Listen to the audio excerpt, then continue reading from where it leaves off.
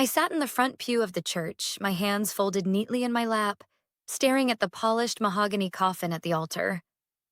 My mother was inside, a woman I had spent my entire life trying to impress. A woman who, in the end, had made it painfully clear that I was never enough. Tears pricked at the edges of my vision, but they weren't for grief. They were for closure, the kind I knew I'd never truly get. Beside me, my sister Olivia sniffled dramatically, dabbing at her eyes with a lace-trimmed handkerchief. She always had a way of making everything about her, even now. When the priest finished his final blessing, Olivia let out a soft, pitiful sob and leaned against her husband, Connor, who wrapped a comforting arm around her. She looked perfect, as always. Her designer black dress hugged her figure just right, her blonde curls falling in elegant waves. Even at a funeral, she managed to be the center of attention. I swallowed the lump in my throat and glanced toward the second row, where my aunt and uncle sat stiffly, avoiding my gaze. The same went for the rest of the family. They knew. They all knew. I had prepared myself for what was coming. I had told myself I wouldn't care. But nothing could have prepared me for the lawyer's words after the service. "I'm sorry, Mandy," Mr. Holloway said, adjusting his glasses as he flipped through the pages of my mother's will. "Your parents left everything to Olivia." A cold numbness spread through me. "Everything?" I asked, my voice surprisingly steady. "Yes." He hesitated before adding, "Your parents believed you were independent enough and didn't need financial support. Olivia, being a stay-at-home mother, required the assistance more." My nails dug into the fabric of my dress. Olivia had 3 properties, a husband who made 6 figures, and luxury cars parked in her driveway. Yet I, who had worked my way through college, juggled 2 jobs, and never once asked my parents for help, had been deemed unworthy. "That's ridiculous," Aunt Marlene muttered under her breath, finally breaking the tense silence. But Olivia didn't look surprised. She simply let out a delicate sigh, as if this was just another unfortunate burden she had to bear. "I mean, it does make sense," she murmured, placing a hand over mine as if she were offering comfort. "You've always been so independent, Mandy. Mom and Dad just wanted to help me, that's all." "That's all." I pulled my hand away. "You knew, didn't you?" I asked, my voice barely above a whisper. She bit her lip. They may have mentioned something before." And there it was. The truth. I wanted to scream, to rage, to demand how even after death my parents still found a way to remind me that I wasn't good enough. But years of being the overlooked daughter had taught me one thing. Anger wouldn't change anything. So instead, I smiled. Because if they thought I was independent before, they had no idea what I was capable of now. I turned to the lawyer.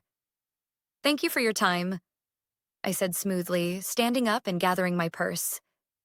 "But I won't be contesting the will." Olivia's brow furrowed. "Wait, you're not mad?" I gave her a long, measured look before tilting my head. "Oh, Liv," I murmured, stepping closer so only she could hear. "I don't need their money." Her shoulders sagged in relief, mistaking my words for surrender. I turned on my heel and walked out of that office with my head held high. What Olivia didn't know, what nobody knew, was that I had already prepared my own final gift for our dear parents. And it would be unforgettable. I wasn't always invisible to my parents. At least, I don't think I was.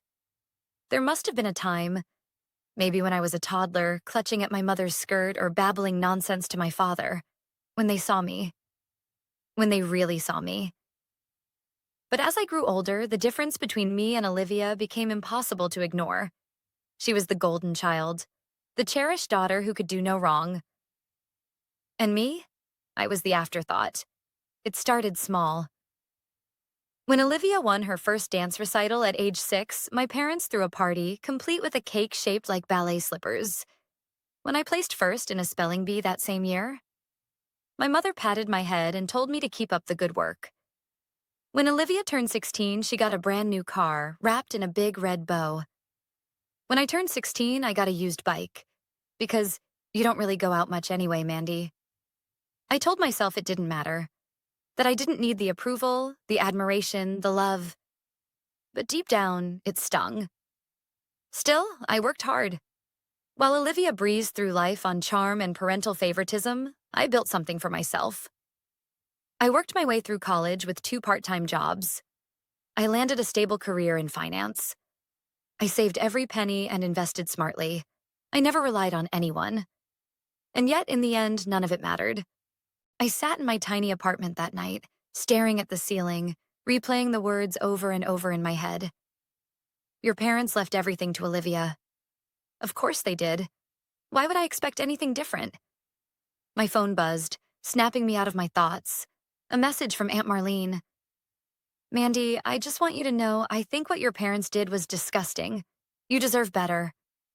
A second later, another message appeared. You should fight this. Contest the will. It's not fair. Fair. The word made me laugh. Nothing about my relationship with my parents had ever been fair. I had accepted that a long time ago.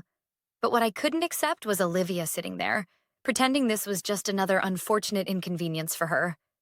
Pretending she hadn't known. I didn't want their money. But that didn't mean I wouldn't leave my own mark on their legacy. I pulled open my laptop and logged into my email. There was someone I needed to reach out to.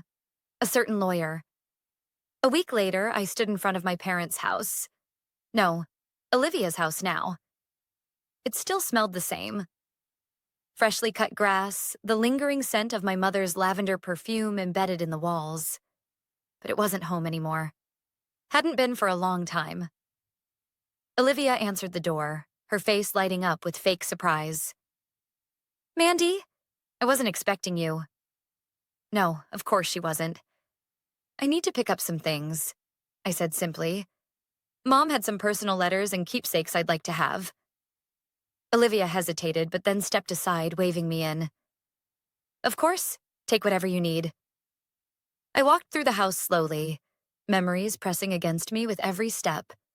The living room where I had watched my parents shower Olivia with praise. The dining table where I had once sat in silence while they gushed over her latest accomplishments. I headed toward my father's old study. This was what I had come for. I pulled open the desk drawer, fingers grazing over old documents, notebooks, and letters. And then, I found it. The original copy of my parents' will. I had already seen the one the lawyer had read aloud. But this was different. Because there, on the first page, was a clause that hadn't been in the final document. A clause stating that my parents' estate was supposed to be split evenly between Olivia and me. I let out a slow breath, my fingers tightening around the paper. So Olivia had done more than just accept the favoritism. She had changed the will. I turned, my heart pounding. Olivia stood in the doorway, arms crossed. You weren't supposed to see that, she said, her voice calm, almost bored. I stared at her, waiting for an explanation, a confession, anything. Instead, she just shrugged. Mom and Dad always intended for me to have everything, Mandy. I just made sure their wishes were properly carried out. I had never hated her more. I could have screamed, could have fought, could have marched straight to a lawyer and exposed her for what she'd done. But I didn't. Instead, I smiled. Thank you for your honesty, I said, my voice steady. That's all I needed to know. And with that, I walked out of the house, already planning my next move. Because Olivia had just made one very big mistake. She thought I would let this go. She thought I was the same girl who had always been overlooked. But she was about to find out just how wrong she was. The truth had been sitting right there, buried in my father's desk, waiting for me to find it. My parents had intended to split their estate between Olivia and me. But Olivia had made sure that never happened. She hadn't just accepted her role as the golden child. She had taken everything, ensuring I walked away with nothing. She thought I would do what I'd always done. Accept it. Swallow it. Move on.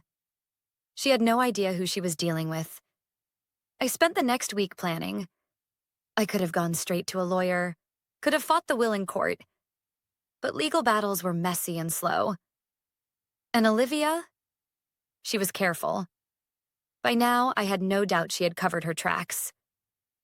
No, this required something different. Something that would hit her where it really hurt. I just needed the right person to help me. I found him in an old bar downtown, the kind with dim lighting and the faint scent of whiskey soaked into the wooden walls. "Hello, Connor," I said, sliding into the booth across from Olivia's husband. Connor looked up, startled. He wasn't expecting me. "Mandy?" He frowned, setting down his drink. "What are you doing here?" I folded my hands on the table. "I know about the will." His entire body went still. "What?" I leaned in, keeping my voice low. "I know Olivia changed it. I found the original version in Dad's study. My parents wanted me to have half of everything, but Olivia made sure that didn't happen." Connor let out a slow breath, rubbing a hand over his face. He didn't look surprised. "You knew," I said. It wasn't a question. He sighed. "I had my suspicions." He paused, staring at his glass. "But Olivia? She controls everything. The finances, the house, the accounts. I don't ask questions anymore." Of course he didn't. Olivia had always been the dominant one in their marriage.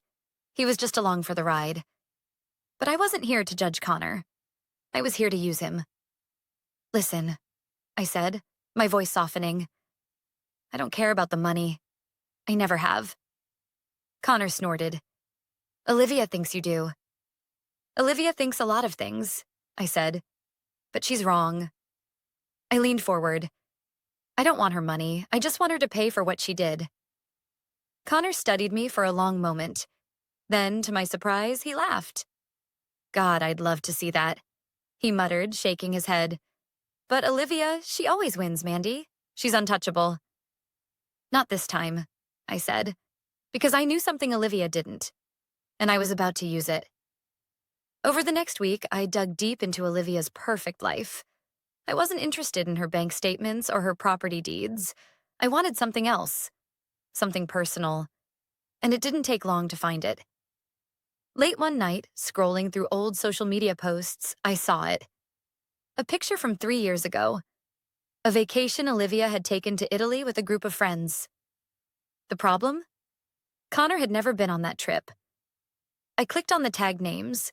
One stood out. A man named David Carlisle. He wasn't just a friend. He was something much more. I scrolled through his account, clicking through old comments and interactions. And there it was. A thread of flirtatious remarks, inside jokes, late-night messages spanning years. Olivia had been cheating on Connor, and she was sloppy about it.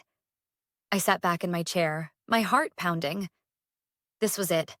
My first move. The beauty of revenge wasn't always in the grand act. Sometimes it was in the subtle unraveling. I drafted a message and sent it to Connor. No words, no explanation, just screenshots. The reply came almost instantly. "Where did you get these?" "Does it matter?" I typed back. "You deserve to know the truth." A long pause. Then, "Meet me tomorrow. We need to talk." I smiled. Checkmate, Olivia. The next evening, I met Connor at a quiet cafe on the edge of town. He was already there when I arrived, hunched over a cup of coffee, staring blankly at the table. The moment he looked up and saw me, I knew. He had seen everything. I slid into the chair across from him, and for a moment, neither of us spoke. The air between us was thick with something fragile. Anger, disbelief, maybe even relief. "How long?" he finally asked, his voice hoarse.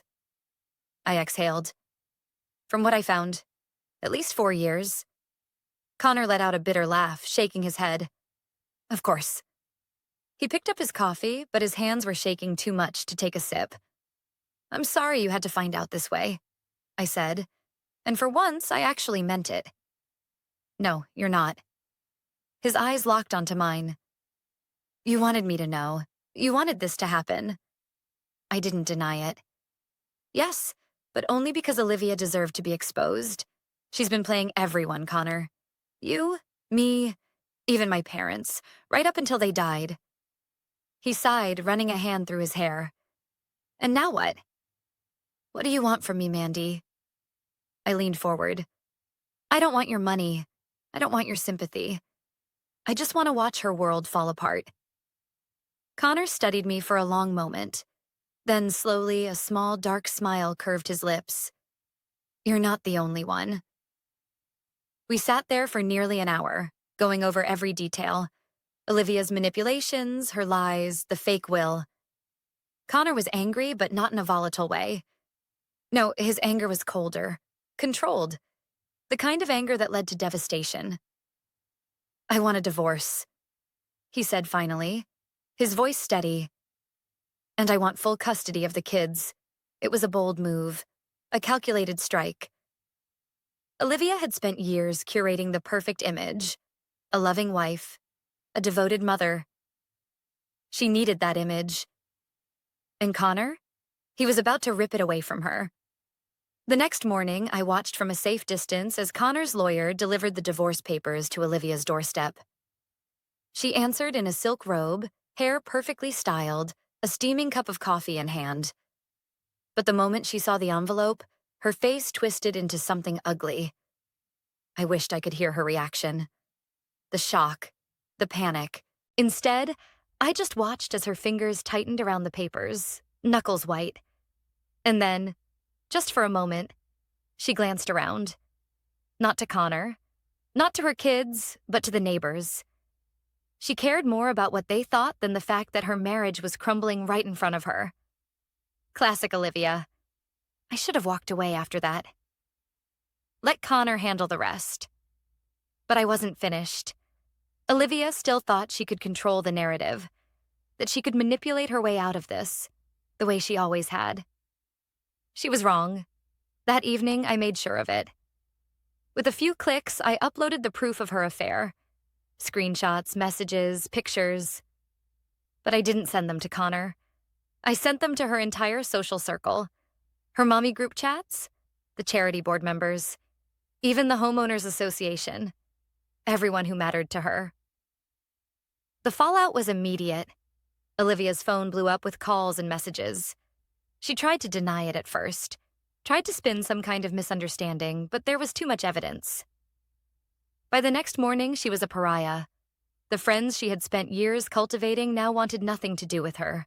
And for the first time in her life, Olivia was alone. The thing about people like Olivia is that they never believe consequences apply to them. They lie, manipulate, and twist the truth to fit their version of reality. They believe they're untouchable, that no matter what they do, things will always work out in their favor. But not this time. I made sure of that. A week after I sent out the evidence of her affair, Olivia was spiraling. Her once loyal friends had cut her off, the school moms whispering behind her back at drop-offs. The charity board, where she once reigned supreme, had asked her to step down. And worst of all, Connor had moved out, taking the kids with him. She had lost everything. But Olivia wasn't the kind of person to go down quietly. No, she still had one last move to play. I was at work when she called me. I debated ignoring it, letting her stew in the mess she'd made. But something inside me wanted to hear what she had to say. I answered on the third ring. You ruined my life. Her voice was raw, almost unrecognizable. No, Olivia, I said calmly. You did that all on your own. She let out a sharp, bitter laugh. You think you're so clever, don't you? You think you've won? I don't need to win, I replied. I just needed the truth to come out. She was silent for a long moment. Then her voice dropped to something colder. You don't understand, Mandy. You think you've taken everything from me? Fine, but you better watch your back, because I have nothing left to lose. And with that, she hung up. A normal person might have been scared, but I knew Olivia. She was all talk. Still, I wasn't about to let my guard down. Not yet, because Olivia might have lost her reputation, her marriage, and her perfect image. But there was still one thing left. The house. I didn't need the money. but I did need to finish what I started. So I called Connor. "Do you still have the original will?" I asked. "Yeah," he said, confusion in his voice. "Why?" I smiled. "Because it's time to fix what Olivia broke." It took a few more weeks, but eventually my lawyer filed the case. Olivia had fraudulently altered legal documents. A serious crime. There was more than enough proof, and with Connor's statement, she didn't stand a chance. The court ruled in my favor. My parents' original wishes were reinstated, which meant half of everything, including the house, now belonged to me. I'll never forget the look on Olivia's face when the sheriff showed up with the eviction notice. "You can't do this," she screamed, her voice shrill with rage. "This is my house." "Not anymore," I said, standing in the doorway. "You took everything from me, Olivia, and now I'm just taking back what was mine." She was shaking, her hands clenched into fists. "Where am I supposed to go?" she whispered, eyes desperate. I tilted my head. "I guess you'll have to be independent now." And then, with the sweetest smile I could muster, I handed her one last gift, an old, used bicycle, the same kind my parents gave me for my 16th birthday. I walked back inside and shut the door, leaving her standing there, alone. For the first time in her life, Olivia had no one to fall back on. And for the first time in my life, I was finally free. The house was quiet. For the first time in years, I walked through its halls without feeling like an outsider. No more judgmental stares. No more whispered conversations about how different I was from Olivia. It was mine now, not just legally, but in every way that mattered. Yet, as I stood in the grand living room, surrounded by the expensive furniture and perfectly curated decor, I felt nothing. This place had never been a home to me. It had been a battleground, a symbol of everything I had been denied. And I knew what I had to do next. I put the house on the market the very next day. Not for profit, not for revenge, but because I wanted a clean slate. This house had been Olivia's kingdom, my parents' shrine to their perfect daughter, and I wanted no part of it. I watched from a distance as the for sale sign was hammered into the lawn, and for the first time in my life, I didn't feel like I was losing something. I felt like I was winning. Olivia, on the other hand, wasn't faring so well. I heard from mutual acquaintances that she was struggling. Connor had won full custody, and without him to bankroll her lifestyle, things unraveled fast. The last time I saw her, she was renting a cramped apartment on the outskirts of town, working a low-level job she despised. And for once, there was no safety net, no parents to bail her out, no adoring social circle to prop her up. She was finally living the kind of life she had always looked down on. But the funny thing? I didn't feel triumphant. I didn't feel guilty either. I just felt done. The money I received from my parents' estate? I donated most of it. Not out of spite, but because I had built my life without their help, and I didn't need their wealth to define me. I kept enough to start over somewhere new. A different city. A different life. One where I wasn't Mandy, the forgotten daughter. Just Mandy. A week before I left town, Aunt Marlene invited me over for dinner. She had been the only relative who truly stood by me throughout everything. As we sat at the table, she reached for my hand. "You know," she said, smiling softly, "your parents were wrong about you." I raised an eyebrow. "Oh?" "They always thought you were the one who didn't need them, that you were too strong, too independent. But the truth is, they needed you." I frowned. "What do you mean?" She sighed. "They built their entire world around Olivia because she needed to be propped up. She needed their validation, their money, their constant approval. But you thrived despite them, and that scared them." The words settled deep inside me. Maybe she was right. Maybe my parents had never ignored me because I wasn't good enough. Maybe they ignored me because they knew I didn't need them the way Olivia did. And for the first time, that thought didn't hurt. That night, as I packed the last of my things, I took one last look around my old room. The girl who used to live here, the one who spent years trying to prove she was worthy, was gone. In her place was a woman who had nothing left to prove. I picked up my bags, walked out the door, and never looked back. Because my past didn't define me. My future did.